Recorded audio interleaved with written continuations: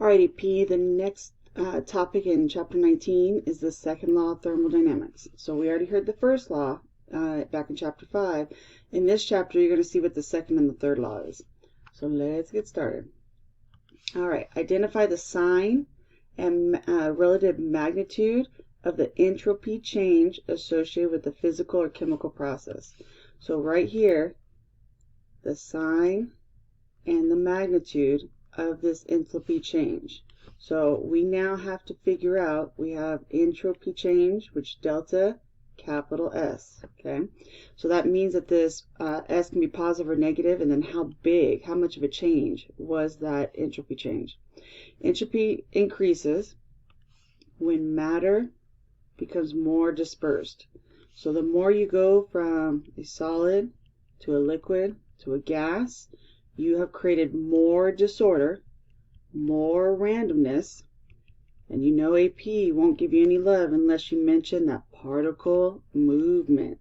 Okay, that's the key to this. So example is a phase change from a solid liquid to a gas results in the dispersal of matter as the individual particles become freer. And they're free to move and occupy a larger volume. Because you got to remember the basic shape, ladies and gentlemen.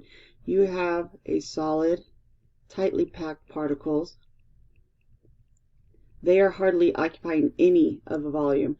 But as you go, so solid, as you go to a gaseous state, definitely free movement. And they have occupied a bigger volume of that container. So for a gas, the entropy will always increase. You will have the most disorder in the gaseous state. So in that increase in volume, as long as that temperature stays constant. Okay, remember when temperature is constant, back in the first part of this chapter, isothermal. Okay, so isothermal means constant temperature. The gas molecules are able to move within a larger space. For reactions involving gas phases, reactants, or products, the entropy generally increases when the total number of moles of gas phases products is greater than the total number of moles of the gas phase reactants.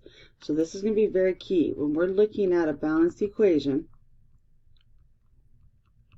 they're going to ask you, according to this equation, is entropy increasing or decreasing in this equation? And you're just literally looking at the balanced equation. The first thing is find the gases. Find which side has the gases. And then, as it says right here, we need to look at moles. So remember the whole thing about products minus reactants. Even delta S has a products minus reactants. Okay? If you have more moles, and it has to be gaseous moles. If the products have more moles, gaseous moles than the reactants, then generally what has happened, that entropy has increased from the products, from the reactants to the products. So if you have more gaseous moles than you do the reactants, then entropy has increased. However, if your reactants, and we'll go this way, if your reactants have more gaseous moles, then your entropy has decreased. So number one, ladies and gentlemen, find the gases. Now what if you have an equation that doesn't have gases? Well, then you look for the liquids, because liquids have more movement than a solid. Okay, so generally will increase with the total moles of products have to be greater than the total numbers of the reactants. Entropy increases when energy is dispersed. And why? Because of kinetic molecular theory. And we did this in 10.7, gas laws. The distribution of kinetic energy among the particles of a gas burdens as the temperature increases. And we know that because as kinetic energy increases, temperature would be changing. So as a result, the entropy of the system increases with increasing temperature. So if temperature is increasing, then your entropy, our new letter, is also increasing. So we want movement, and we want chaotic movement. We want disorder. So we have our state function, change in entropy, delta S. And then this is the topic, ladies and gentlemen, where we actually relate that heat to that temperature change. So with entropy, we're looking at how it reflects disorder, randomness of the system, okay? So the key is the more disorder you have, the better. The larger that S value will be, okay? And you're going to notice that all these S values, when we look at that appendix, all S values are always positive, okay? So you're not going to see any negative S's. Now, when you do a calculation, you can have negative, but the actual, like, individual values on that appendix C, okay, they are all positive, okay?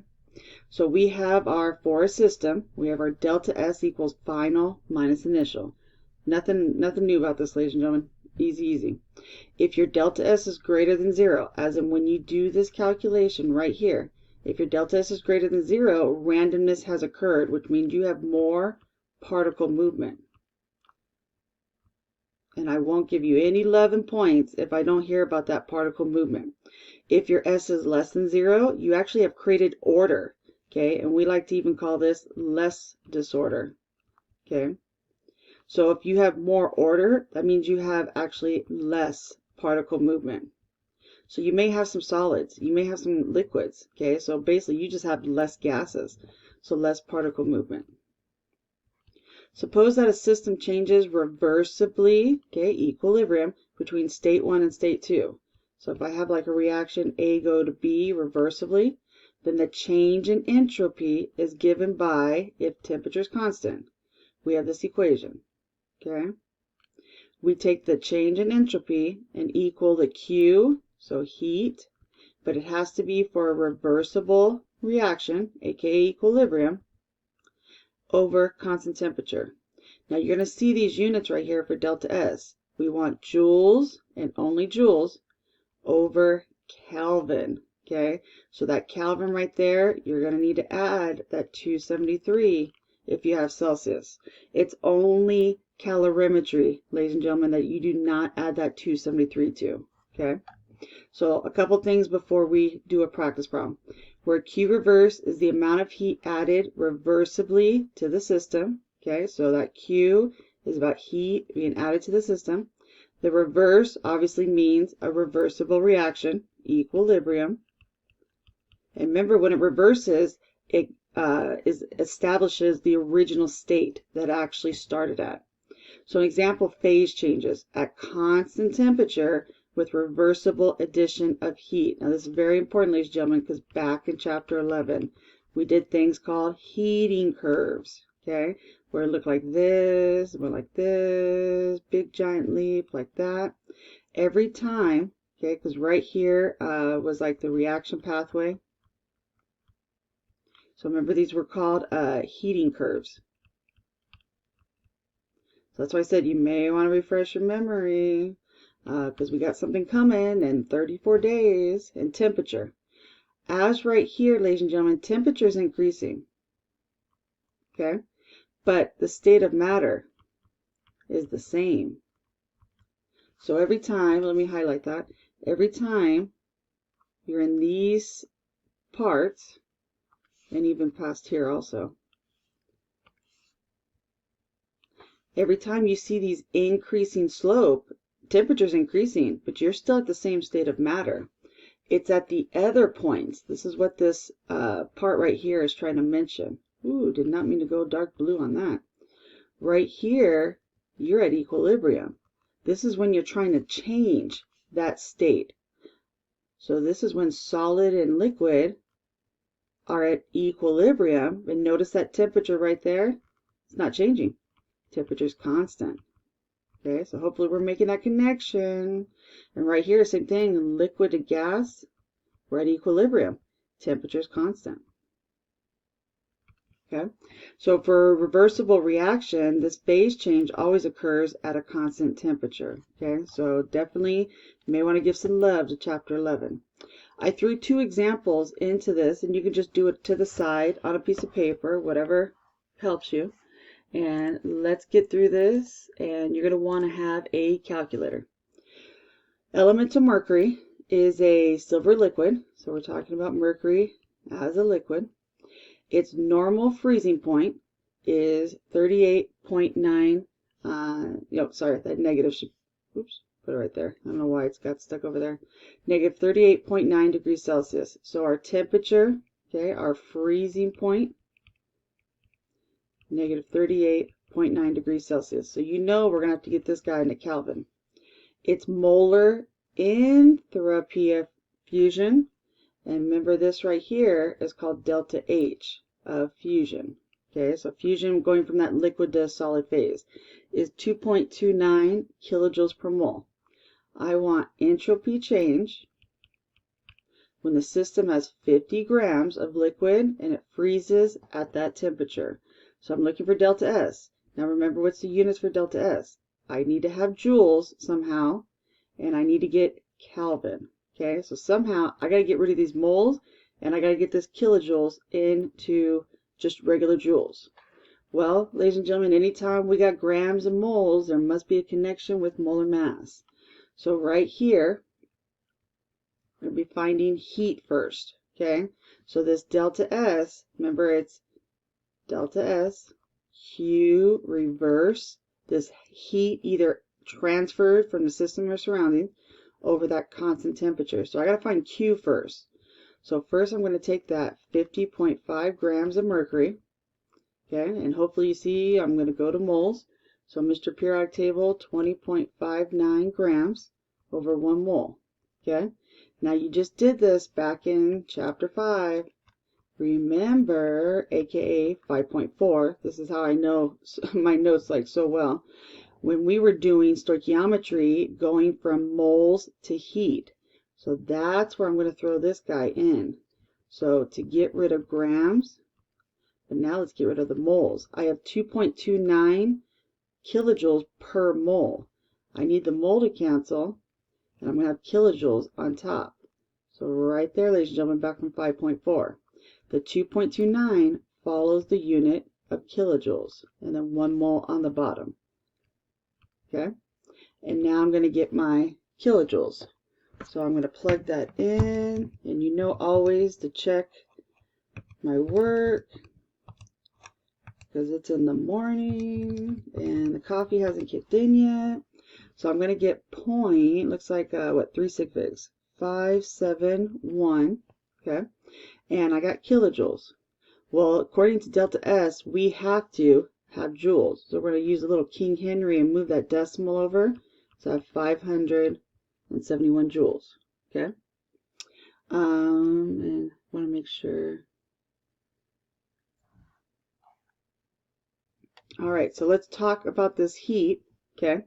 Now, this delta H fusion. Okay, so before I go into this next part, delta H fusion. Okay, we're talking about freezing. Okay, so we're talking about a liquid changing into a solid. Now, what do we know about phase changes? Chapter 11. What do we know about the heat when you're going from a liquid to a solid? Are you adding heat to the system, to the mercury, or are you releasing heat from the system of this mercury freezing? And you need to make sure that you remember that a freezing process is an exothermic reaction, which means that the heat was transferred. Can't even spell transferred today. From the system to surroundings. So ladies and gentlemen, I've said this many times, just because the value looks positive doesn't mean it's actually going to be positive. So in this case, we know our Q has to be less than 0. Okay, so either 1, you can go ahead and change the value right here to negative, which means the answer is going to be negative, or you can state this right there and then just go ahead and slap on a negative to it. Either one, ladies and gentlemen, we need to make sure that we do state what this process is. Okay, so once again, if I would have been taking this solid and making it into a liquid, that value would have stayed positive. Okay, so make sure you're paying attention to what the value, where the heat is going. Is it going to the system or is it going to the surroundings? So this negative 571 joules, I now have my Q reversible reaction, and I know it's negative 571 joules, okay? But I need that temperature to be in Kelvin. Okay, so I'm going to go back to my temperature over here. My temperature was negative 38.9 degrees Celsius. So we're going to take that negative 38.9, and we're going to add that 273. And because 273 has nothing after the decimal, you're going to get 234 Kelvin. So 234 Kelvin. It's a simple equation, ladies and gentlemen, plug and chug. You just need to make sure you have joules and you need to make sure you have Kelvin. So when I divide these values, obviously my answer is going to be negative, and you should get 2.44 joules over Kelvin. And there you go. Okay. So we will definitely do another one of these in the book. The second law of thermodynamics is this. Explains why thermodynamically favored processes have a direction. Okay, so the law says this, that in a thermodynamically favored reaction, exothermic, the entropy of the universe is increasing. We got a new thing coming in. The entropy of the universe, and we just usually call it U and V, is always, it has to always increase. We have to always create particle movement. We want movement as much as possible. But what the heck is this universe? It's the system and the surrounding together. Okay? So all spontaneous, oh, I use that nasty word, thermodynamically favored reactions are irreversible. And we know, ladies and gentlemen, that thermodynamically favored reactions are exothermic. Okay? So if it's exothermic, it's thermodynamically favored, and it is irreversible. Okay? Which means you cannot restore the original state. Okay? You have changed it, and you cannot make it go back. Okay? So we have an equation. Okay? Definitely, we're going to highlight that bad boy. Okay? All thermodynamically favored reactions are irreversible. Now, there's a reason why this is very important when it comes to the equation. If your delta S universe is your system plus surrounding, the law says that the universe has to always be increasing. So if it's an irreversible process, I'm going straight here first.